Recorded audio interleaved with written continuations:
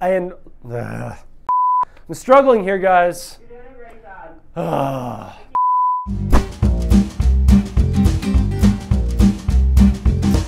Hello and welcome to this week's Mailbag. I'm Doug Kyed. If you have a question for me, tweet it to me at Doug Kyed using the hashtag MailDog, and I will try to answer it. First question here comes from Ian, who asks, what would the Pats have to give up to acquire Odell Beckham Jr.? I wrote on Wednesday that the Patriots should at least try to acquire Odell Beckham Jr. Obviously, if the Giants are willing to make him available in a trade, if only because of value purposes. Odell Beckham Jr. would be incredibly affordable for a superstar receiver, but the question about the cost is definitely a good one.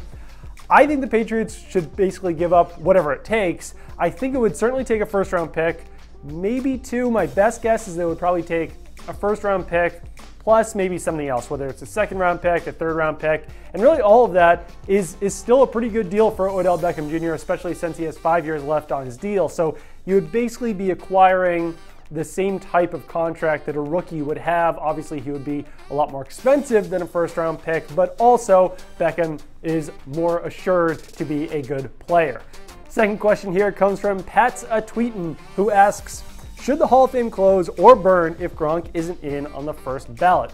Karen Gregan of the Boston Herald wrote an article this week asking Hall of Fame voters if Gronk should be a Hall of Famer if he retired today and if he should get in on the first ballot. A lot of those guys said that he would be a Hall of Famer, but maybe not a first ballot Hall of Famer, which I do find kind of ridiculous because I'm of the opinion that if someone is a Hall of Famer, then it doesn't really matter when they get in. All of them should be first ballot. There should be no delineation between a first ballot Hall of Famer and just a normal Hall of Famer. And beside that point, Rob Gronkowski is the best tight end of all time. So of course he should be a first ballot Hall of Famer. A lot of people were citing stats that he doesn't have the same numbers that a lot of guys who are in the league longer have, but I don't think it really matters. Neither did Barry Sanders, neither did Terrell Davis, neither did a lot of these other guys who were clear first ballot Hall of Famers, at least in Barry Sanders' case.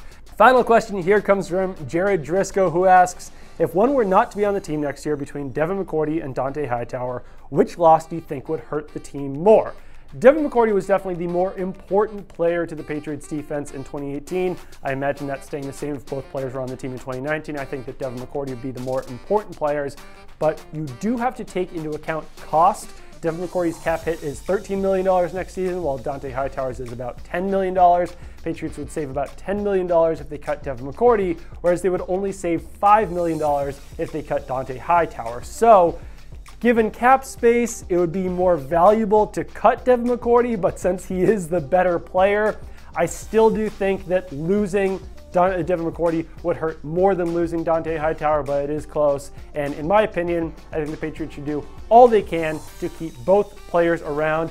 Patriots have about $18 million worth of cap space, so they actually do have a decent amount of cap room as it is, and they can free up more cap space by cutting guys like Dwayne Allen. They can restructure or extend Tom Brady's contract as well to free up more cap space. So if I'm the Patriots, I keep Hightower, I keep McCourty, especially with all of the turnover that the Patriots had with their defensive position coaches.